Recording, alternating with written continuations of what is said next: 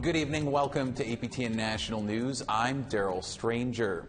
The Canadian Feminist Alliance for International Action released a report Monday morning, and it finds the RCMP continues to be tainted by widespread misogyny, racism, and violence against women. APTN's Fraser Needham has more.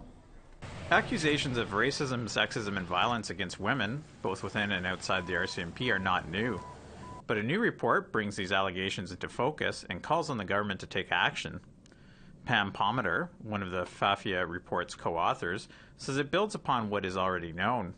Well, by bringing it all together, we can show this ongoing pattern of refusing to make changes. And because of their refusal to make changes, women inside and outside the RCMP continue to be physically assaulted, raped, and suffer the ongoing mental health issues, post-traumatic stress, and some of them commit suicide.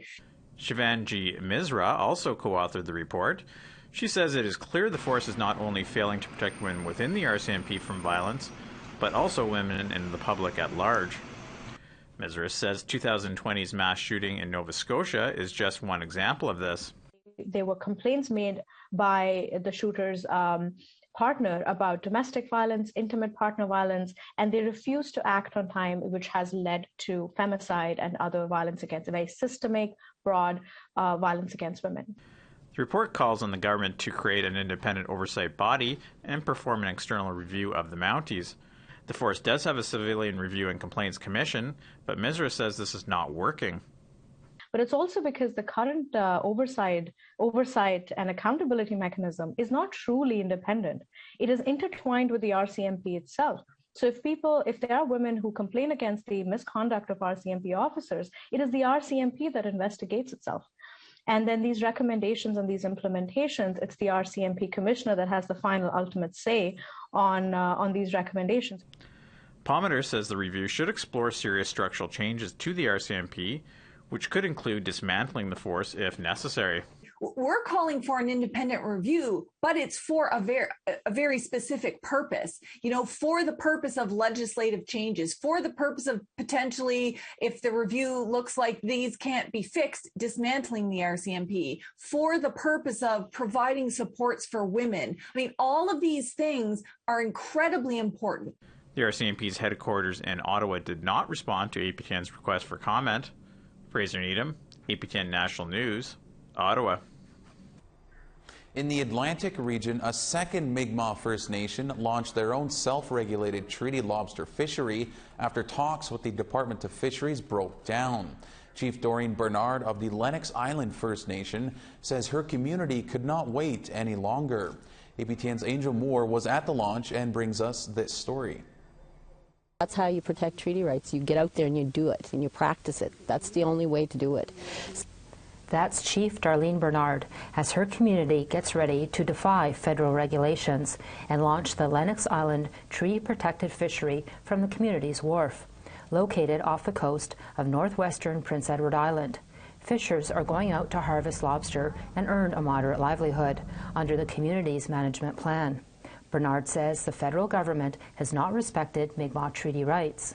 They have a responsibility to create space within the fishery for the treaty fishery, for First Nations to become involved in the commercial fishery, and they failed to do that. Following the launch, there was a ceremony at the wharf. Elder Mathilda Knockwood Snake could barely contain her pride. When I seen the boat go out, and I felt like screaming. I just felt like cheering and just be happy, that they're able to do that and that they're proud to do it. Lennox Island is the second community to launch their own self-regulated treaty-protected fishery. Sabaganagati First Nation treaty fishery launched in 2020 in southwestern Nova Scotia and was met with violence from non-Indigenous fishers who said the fishery was illegal. But it was a different scene at Lennox Island Wharf. A few RCMP vehicles stopped by, but otherwise it was a regular day as Mi'kmaq commercial fishers also prepared to haul crab. Blake Bernard, who monitors the treaty fishery, said the DFO was nearby in the water. There was a federal fishery officer sitting out there with some scopes. just watching. Other than that, went off without a hitch. The fishers will sell their catch to the band, who has their own license to buy the lobster and sell it to other buyers. APTN News asked the Department of Fisheries and Oceans about Lennox Island's fishery. In an emailed statement, the DFO said, "Fisheries and Oceans Canada is focused on solutions that protect Indigenous rights, all those who work in Canada's fishing industry, to ensure everyone has an opportunity to benefit from fishing." The Lennox Island Treaty Fishery Management Plan includes a total of 1,000 traps for the commercial season, with 100 traps per person.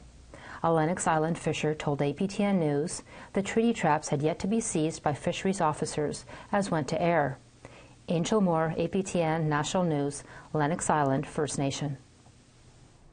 Indigenous leaders in Saskatchewan are calling on the Pope to visit the province this summer. The Federation of Sovereign Indigenous Nations held a news conference at the last standing residential school in Saskatchewan. They are pressing the Canadian Conference of Catholic Bishops to arrange a stop for the Pope so Saskatchewan survivors can hear his apology in person. The Muskowhegan Indian Residential School is on Treaty 4 territory, where the treaty promise for education was made. Some Indigenous leaders are questioning the plans to visit places where religious pilgrimages occur, seeing that as a reward for Indigenous people who still practice Catholicism rather than a sign of reconciliation. Susan Bowden with the Regina Archdiocese's Truth and Reconciliation Committee says the Catholic Church must walk the healing journey with residential school survivors. I felt very conflicted many times about being part of the Archdiocese as a residential school survivor. Questioned my role many, many times, and even today. But I've come to the understanding that it's just as much, much bigger than me and what I think people are going to think about me. We have to hear from the Pope that he's sorry. Archbishop Don Bolin, who also attended, says he just returned from Rome. He says the Pope is in poor health and may not be able to visit many sites when he comes to Canada. The Archdiocese says they will get as many survivors as possible to wherever the Pope ends up visiting. Plans are moving forward for an Indigenous-led community centre in downtown Vancouver. According to the British Columbia government, the project will include affordable housing, education, and a centre for Indigenous youth. The province announced the Centre for Indigenous Youth at a press conference on Friday. It will be the new location for the nonprofit Urban Native Youth Association and the Indigenous Post-Secondary Nicola Valley Institute's Vancouver campus.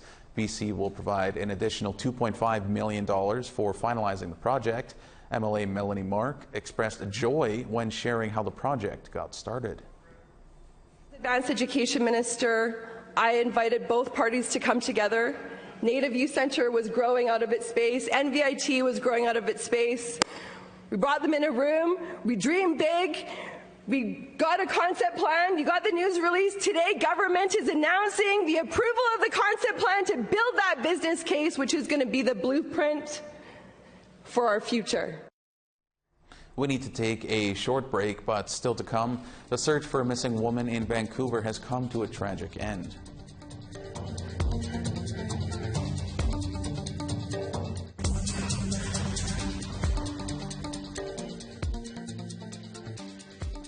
Welcome back to APTN National News.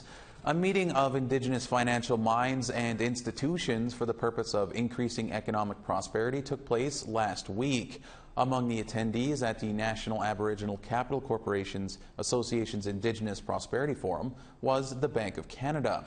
For more, Larry Shembry, Deputy Governor of Canada's Central Bank, joined our Dennis Ward. Mr. Shembry, thanks for being with us. Oh, my pleasure. Thanks for inviting me. Last fall, the head of the Bank of Canada joined us here on APTN News to say that Canada's central bank would make its decisions with reconciliation in mind. Many people don't know what the Bank of Canada even does, so can you tell us what would the central bank's reconciliation mean to your average Indigenous person? Well, Reconciliation is part of the call to action from the Truth and Reconciliation Commission. The call to action number 292 speaks to economic reconciliation, and that's really what we're working towards, is developing a reconciliation action plan over the next 2 years. And what it means for us is for us to sort of try to address some of the barriers that we see to economic inclusion amongst Indigenous communities. This includes lack of access to credit and capital, lack of capacity, whether it's capacity in terms of education or infrastructure, in which infrastructure could include housing, things like that, schools, and so forth. And then the other barriers we see are related to data. So I think we can work with Indigenous organizations and help advance the case for economic reconciliation and try to address some of the barriers to economic inclusion that exist at the moment. The Bank of Canada sets interest rates, which have been on the rise. We've been warned for quite some time there might be an impending inflation or a recession. Inflation is costing us more money for food, gas, and everything else. This is a hardship for people living in poverty. Can the Bank of Canada help fix that? Well, the Bank of Canada is committed to our inflation target of 2%. So monetary policy over the next 2 to 3 years is going to be geared towards getting inflation back to our 2% target. So that's important for us. I mean, most of the inflation we're seeing now is really globally generated. So we see that higher commodity prices are flowing into higher gasoline prices. And obviously the Ukraine war has caused prices of various grains to rise, and that's showing up in the higher prices for agricultural products that people are buying in the supermarket. So a lot of the inflation we're seeing now is really globally driven, but there is a component that's domestically sourced, that the Canadian economy is moving into a situation of excess demand. There is demand pressure in the Canadian economy, and that's what monetary policy is geared at addressing. Mr. Schembri, we'll have to leave it there, but appreciate you taking some time for us here today. You're welcome. My pleasure. Thanks for taking the time with me today. The search for a missing woman in Vancouver has come to a tragic end. As APTN's Tina House reports, there are still many questions about what happened to her and how the police handled the investigation. And we must warn you that some viewers might find the following story disturbing. On this normally quiet street in one of Vancouver's most prominent neighborhoods, a contractor renovating this vacant mansion found the skeletal remains of Chelsea Poorman.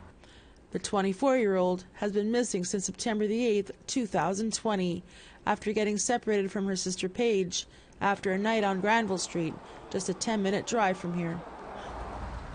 She went through so much trauma. She overcame so much. But to end up like this is not right. Since her disappearance, her family, friends, and members of the community launched an intense search for the young woman who had only been in Vancouver for 3 weeks after just moving here from Saskatchewan to start a better life.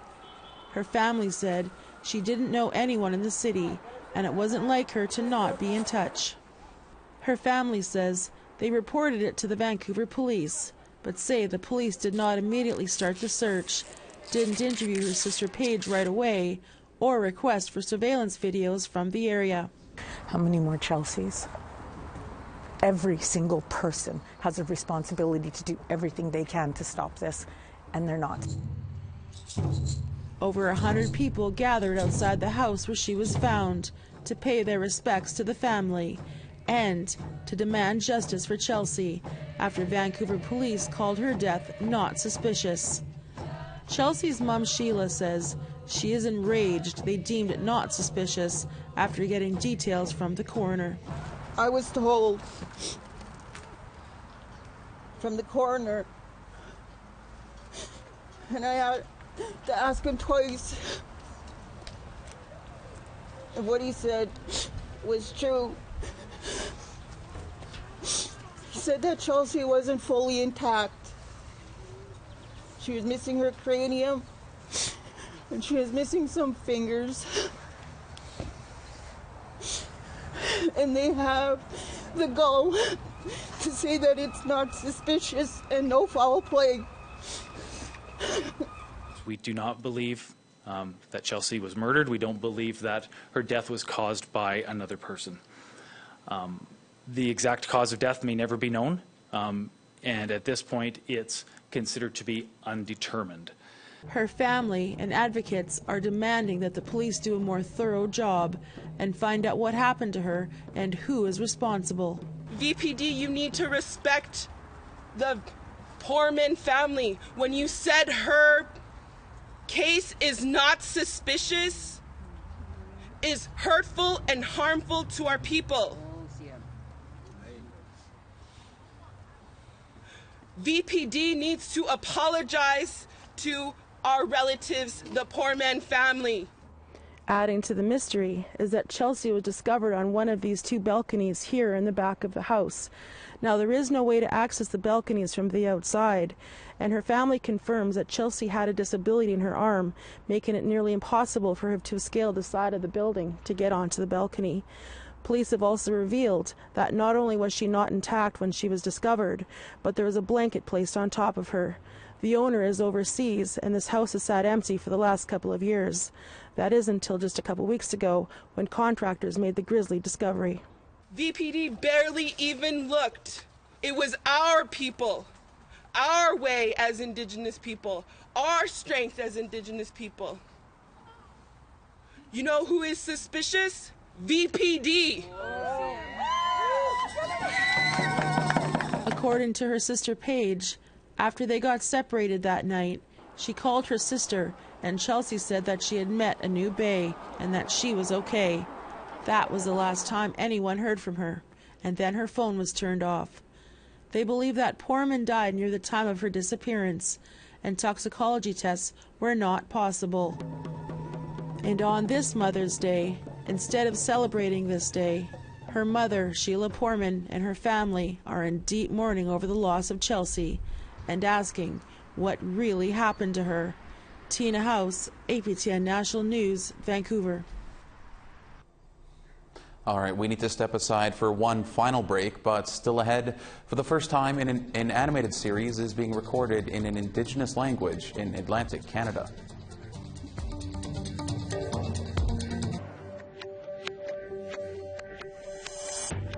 Welcome back. It's time now for our photo of the day. Natalie Spence sent us this photo from Nelson House, Manitoba. She spotted these two moose crossing the road. A nice reminder to always take caution when traveling those northern roads, as these big animals are out there. You can send your photos by email to share@aptn.ca for the chance to be selected as our next photo of the day. Now let's take a look at tomorrow's weather forecast. 14 in sun in Charlottetown and 18 in sun in Fredericton. 17 in Happy Valley Goose Bay and 16 in Cartwright. 22 degrees in Saguenay and 20 in Quebec City. 23 in a mix of sun and cloud in North Bay and 21 in sun in Peterborough. 26 and rain in Timmins and rain in 17 in Sioux Lookout. Rain in 12 in Churchill and 12 in Puckawagan. Rain in 19 in Winnipeg and 16 in rain in Dauphin. More rain and 15 in Regina, 15 in North Battleford. 13 in Meadow Lake and 1 degree in Uranium City.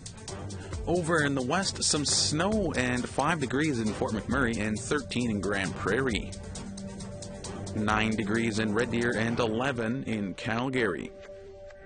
Rain and 12 in Vancouver and 14 in Bella Coola. 8 degrees in Dease Lake and 13 in Prince George. 10 and a mix of sun and cloud in Watson Lake and 4 in Old Crow. 12 degrees in Fort Liard and 9 in Fort Simpson. 1 degree in Fort McPherson and -1 in Colville Lake. 1 degree in Whale Cove and -2 in some snow in Baker Lake. -5 in Resolute and -1 in Iqaluit. Little Bird is a new series premiering on Crave and APTN in the near future. The series centers on a 60-scoop survivor who was adopted into a Jewish family. She embarks on a journey to reconnect with her birth family and heritage. You can watch A Little Bird on APTN Lumi and Crave when it is released sometime in 2023. You can sign up at aptnlumi.ca. For the first time, an animated series is being recorded in an Indigenous language in Atlantic Canada known as Wolastoqey, and it's airing on APTN. Stats Canada says there are only 350 speakers, with less than 100 still using it as a first language. Angel Moore reports on a cartoon starring the Wabanaki people's most famous hero. Oh, need up, Wabit, is get that Bowley? Memiskin, Gispawlo need up, Ganif Niliut, Dapu A. Oh, need up, leader Hazipan Jalpanupsk.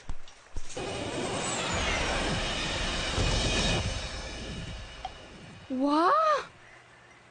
That is Little Glooscap, speaking Wolastoqey. He's the main character of the cartoon series called Little Glooscap and the Legends of Turtle Island. And he's played by multimedia artist Natalie Sapier of the Tobic First Nation. And it's the first time an animated series has been voiced in Wolastoqey.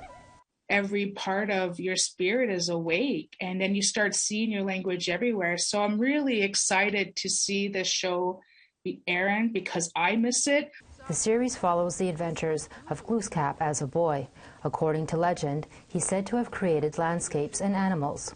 Tara Audibert conceived the series and wrote, produced, and directed all of the episodes. Her aim is to preserve her language by teaching the youth. I grew up on Sesame Street, and I probably know more Spanish than I do Wolastoqey. So just from watching that, so I think it's important that this the culture is within our entertainment stream, and especially for kids. Grandmother Mimi Mewen is voiced by Imelda Purley. She's fluent in Wolastoqey and ensured the script was in the traditional language.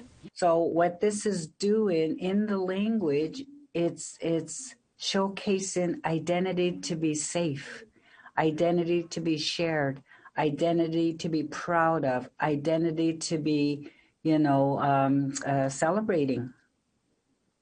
Sapier says Little Glooscap was a challenge. But you put him into a character. You're putting an action to it. And where I'm very new with telling stories this way, I was like, wow. So I cleared my schedule for like 3 months to focus on Little Glooscap. And it was such an amazing experience. The 13 episodes of Little Glooscap and the Legends of Turtle Island begins airing on APTN in English, French, and Wolastoqey. Angel Moore, APTN National News, Jabukduk, known as Halifax. That's all we have for you tonight. For more Indigenous news, visit our website at aptnnews.ca. I'm Daryl Stranger. Thank you for joining us. Have a great night.